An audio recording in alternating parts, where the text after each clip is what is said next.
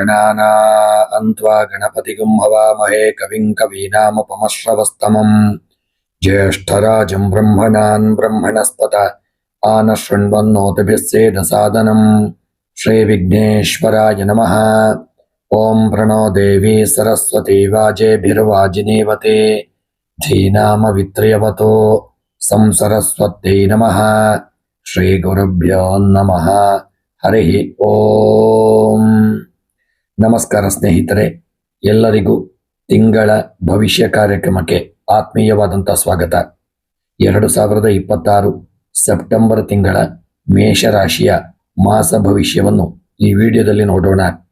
ಸ್ನೇಹಿತರೆ, ಈ ತಿಂಗಳಲ್ಲಿ ಗ್ರಹಗಳ ಚಲನೆ ಮತ್ತು ಗೋಚಾರ ಫಲಗಳ ಆಧಾರದ ಮೇಲೆ ಮೇಷರಾಶಿಯವರ ವಿವಿಧ ಕ್ಷೇತ್ರಗಳು ಯಾವ ರೀತಿಯಾಗಿ ಇರಲಿದೆ ಎಂಬುದನ್ನು ಸಂಪೂರ್ಣವಾಗಿ ಈ ವಿಡಿಯೋದಲ್ಲಿ ನೋಡೋಣ. ಸ್ನೇಹಿತರೆ, ಈ ತಿಂಗಳು ನಿಮ್ಮೆಲ್ಲರ ಜೀವನ ಸುಖಮಯವಾಗಿ ಕ್ಷೇಮದಾಯಕವಾಗಿ ಆರೋಗ್ಯಪೂರ್ಣವಾಗಿರಲಿ ಎಂದು ಭಗವಂತನ ಚರಣ ಕಮಲಗಳಲ್ಲಿ ಪ್ರಾರ್ಥಿಸುತ್ತಾ, ಸ್ನೇಹಿತರೆ, ಈ ತಿಂಗಳಲ್ಲಿ ಯಾರೆಲ್ಲ ಹುಟ್ಟುಹಬ್ಬ ವಿವಾಹ ವಾರ್ಷಿಕೋತ್ಸವವನ್ನೆಲ್ಲ ಆಚರಿಸಿಕೊಳ್ಳುತ್ತಾ ಇದ್ದೀರೋ ಎಲ್ಲರಿಗೂ ಭಗವಂತ ಒಳ್ಳೆಯ ಯೋಗ ಭಾಗ್ಯಾದಿಗಳನ್ನು ಅನುಗ್ರಹಿಸಲಿ ಎಂದು ದೇವರ ಚರಣ ಕಮಲಗಳಲ್ಲಿ ಪ್ರಾರ್ಥಿಸುತ್ತಾ, ಸ್ನೇಹಿತರೆ, ಈ ತಿಂಗಳಲ್ಲಿ ವಿಶೇಷವಾಗಿ ಎಲ್ಲ ಶುಭ ಫಲಗಳು ನಿಮಗೆ ಪ್ರಾಪ್ತಿಯಾಗಲಿ, ಸರ್ವ ಕಷ್ಟಗಳು ಪರಿಹಾರವಾಗಲಿ. ಸ್ನೇಹಿತರೆ, ನೀವು ಇನ್ನೂ ಕೂಡ ನಮ್ಮ ಚಾನೆಲ್ಗೆ ಸಬ್ಸ್ಕ್ರೈಬರ್ ಆಗದೇ ಇದ್ದಲ್ಲಿ ತಪ್ಪದೆ ನಮ್ಮ ಚಾನಲನ್ನು ಸಬ್ಸ್ಕ್ರೈಬ್ ಮಾಡಿ ಹಾಗೂ ಎಲ್ಲರಿಗೂ ವಿಡಿಯೋವನ್ನು ಶೇರ್ ಮಾಡಲು ಮರೆಯದಿರಿ. ಸ್ನೇಹಿತರೆ, ಈ ತಿಂಗಳ ನಿಮ್ಮ ಮೇಷರಾಶಿಯವರ ಸಂಪೂರ್ಣವಾದಂಥ ಒಂದು ಫಲವನ್ನು ಈ ವಿಡಿಯೋದಲ್ಲಿ ನೋಡೋಣ. ಸ್ನೇಹಿತರೆ, ಮೇಷರಾಶಿಯವರಿಗೆ ಸೆಪ್ಟೆಂಬರ್ ತಿಂಗಳು ಹೊಸ ಉತ್ಸಾಹ, ಸಾಹಸ ಹಾಗೂ ಪ್ರಗತಿಯನ್ನು ನೀಡುವಂಥ ತಿಂಗಳಾಗಲಿದೆ.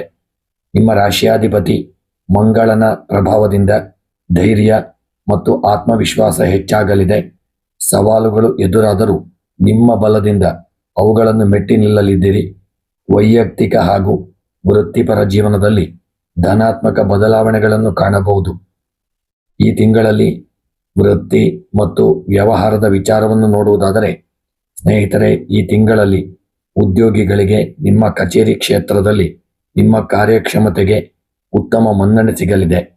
ಹೊಸ ಯೋಜನೆಗಳನ್ನು ಮುನ್ನಡೆಸುವ ಅವಕಾಶಗಳು ನಿಮಗೆ ಈ ತಿಂಗಳಲ್ಲಿ ಒದಗಿ ಬರಲಿದೆ. ಸಹೋದ್ಯೋಗಿಗಳ ಒಂದು ಒಳ್ಳೆಯ ಬೆಂಬಲ ಪ್ರಾಪ್ತಿಯಾಗಲಿದ್ದು, ಅಂದುಕೊಂಡ ಗುರಿಗಳನ್ನು ಸಮಯಕ್ಕೆ ಸರಿಯಾಗಿ ತಲುಪುವಂತಹ ಒಂದು ಯೋಗ ಈ ತಿಂಗಳಲ್ಲಿ ನಿಮಗೆ ಪ್ರಾಪ್ತಿಯಾಗಲಿದೆ. ಆಡಳಿತ, ರಕ್ಷಣೆ, ತಾಂತ್ರಿಕ ಕ್ಷೇತ್ರ ಹಾಗೂ ವೈದ್ಯಕೀಯ ಕ್ಷೇತ್ರದಲ್ಲಿರತಕ್ಕಂಥವರಿಗೆ ಪ್ರಗತಿದಾಯಕವಾದಂತಹ ತಿಂಗಳಾಗಲಿದೆ. ಹಾಗೂ ವಿಶೇಷವಾಗಿ ರಾಜಕೀಯದ ವ್ಯಕ್ತಿಗಳಿಗೆ ಮತ್ತು ಸಣ್ಣ ಪುಟ್ಟ ಒಂದು ಸಮಾಜದಲ್ಲಿ ಸ್ಥಾನಮಾನದಲ್ಲಿ ಇರತಕ್ಕಂಥವರಿಗೆ ಸಣ್ಣ ಪುಟ್ಟ ಕಿರಿಕಿರಿಗಳು, ತೊಂದರೆಗಳು ಎದುರಾಗಬಹುದು. ಸ್ವಲ್ಪ ಈ ತಿಂಗಳಲ್ಲಿ ಎಚ್ಚರಿಕೆಯನ್ನು ಮಾಡಿಕೊಳ್ಳಿ.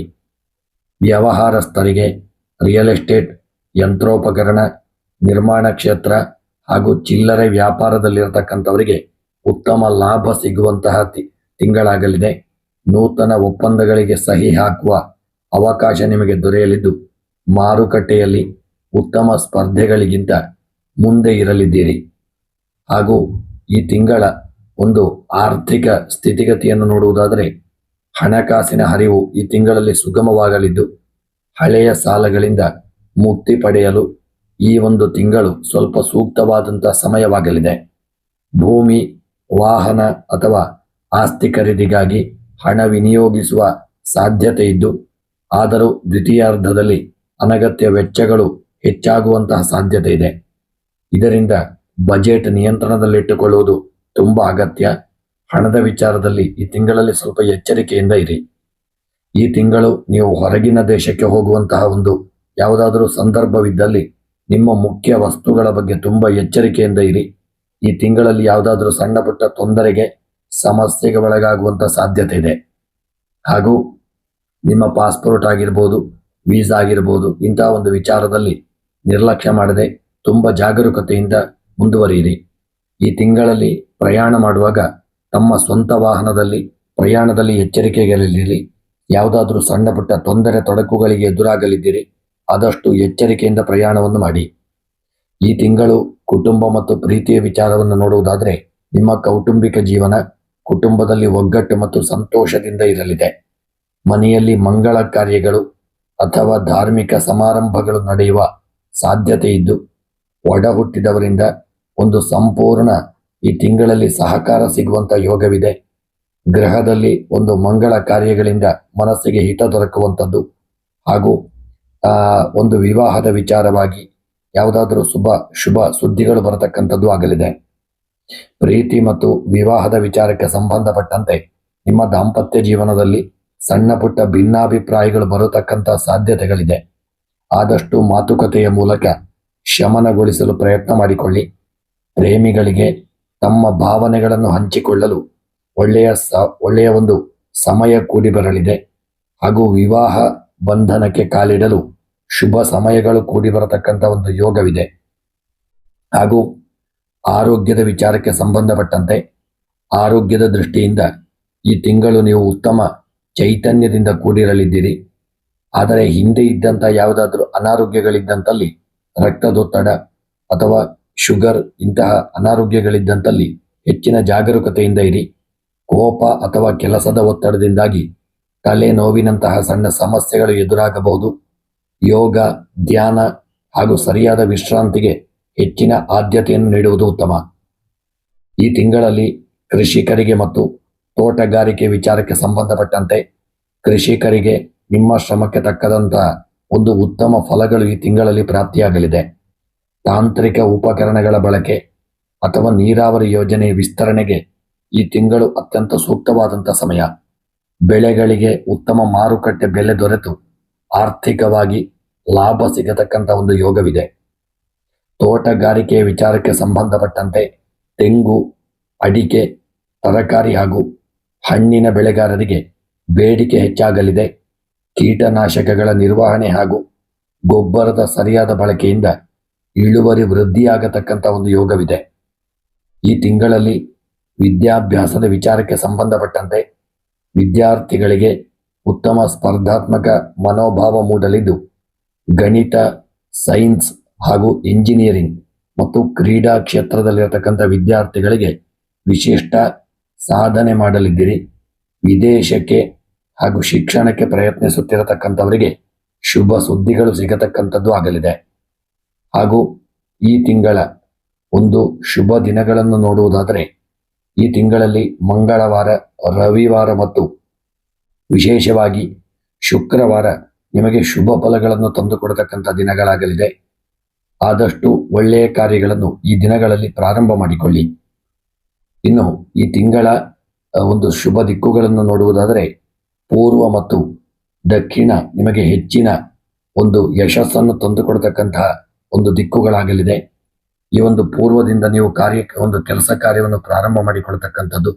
ಹಾಗೆ ದಕ್ಷಿಣದ ಸೈಡಿಂದ ನೀವು ದಕ್ಷಿಣದ ಒಂದು ಸಾಧ್ಯತೆಯಿಂದ ಹೊರಡುಕೊಳ್ಳಿ. ದಕ್ಷಿಣದ ದಿಕ್ಕು ಹೆಚ್ಚಿನ ಒಂದು ವ್ಯಾಪಾರ ವೃದ್ಧಿಗೆ ನಿಮಗೆ ಈ ತಿಂಗಳು ಶುಭವನ್ನು ತಂದುಕೊಡಲಿದೆ.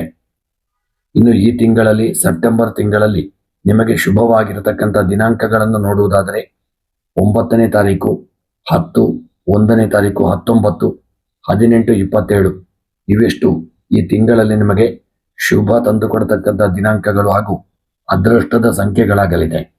ಇದನ್ನು ಸರಿಯಾಗಿ ಮನಸ್ಸಿನಲ್ಲಿ ನೆನಪಿಟ್ಟುಕೊಳ್ಳಿ.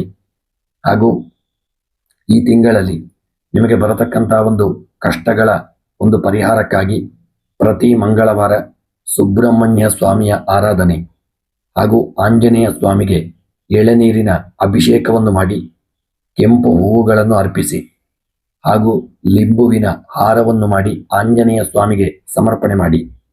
ಮಂಗಳವಾರದಂದು ಬಡವರಿಗೆ ಯಾರಿಗಾದರೂ ಕೆಂಪು ಬೇಳೆಕಾಳುಗಳನ್ನು ದಾನ ಮಾಡುವುದರಿಂದ ನಿಮ್ಮ ಗ್ರಹಚಾರಗಳು ಪರಿಹಾರವಾಗಲಿದೆ.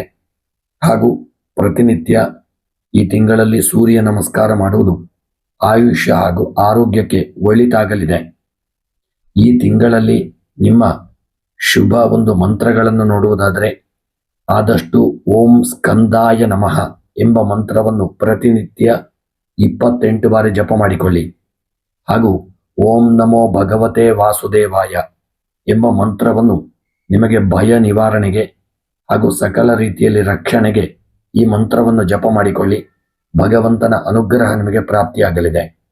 ಸ್ನೇಹಿತರೆ, ಈ ತಿಂಗಳಲ್ಲಿ ನಿಮಗೆ ಬರತಕ್ಕಂಥ ಎಲ್ಲ ಕಷ್ಟಗಳು, ತೊಂದರೆಗಳು, ತಾಪತ್ರಯಗಳು, ದುರಿತಗಳೆಲ್ಲ ಪರಿಹಾರವಾಗಿ ಈ ತಿಂಗಳಲ್ಲಿ ನಿಮಗೆ ಭಗವಂತ ಶುಭ ಫಲಗಳನ್ನು ಅನುಗ್ರಹಿಸಲಿ ಎಂದು ದೇವರ ಚರಣ ಕಮಲಗಳಲ್ಲಿ ಪ್ರಾರ್ಥಿಸುತ್ತಾ, ಸ್ನೇಹಿತರೆ, ಈ ವಿಡಿಯೋ ನಿಮಗೆ ಇಷ್ಟವಾಗಿದ್ದಲ್ಲಿ ಲೈಕ್ ಮಾಡಿ ಮತ್ತು ಶೇರ್ ಮಾಡಿ. ಪ್ರತಿ ಒಂದು ಜ್ಯೋತಿಷ್ಯಕ್ಕೆ ಸಂಬಂಧಪಟ್ಟಂಥ ವಿಡಿಯೋಗಳಿಗಾಗಿ ಚಾನಲ್ ಅನ್ನು ಸಬ್ಸ್ಕ್ರೈಬ್ ಮಾಡಿ. ಈ ತಿಂಗಳಲ್ಲಿ ನಿಮಗೆ ಶುಭವಾಗಲಿ, ಹಾಗೆ ಎಲ್ಲ ವಿಘ್ನಗಳು ಪರಿಹಾರವಾಗಲಿ ಎಂದು ಸ್ಮರಣೆಯನ್ನು ಮಾಡುತ್ತಾ ವಿಡಿಯೋವನ್ನು ಮುಕ್ತಾಯ ಮಾಡುತ್ತಿದ್ದೇನೆ. ಮುಂದಿನ ವಿಡಿಯೋಗಳೊಂದಿಗೆ ಮತ್ತೆ ಭೇಟಿಯಾಗೋಣ. ಧನ್ಯವಾದಗಳು.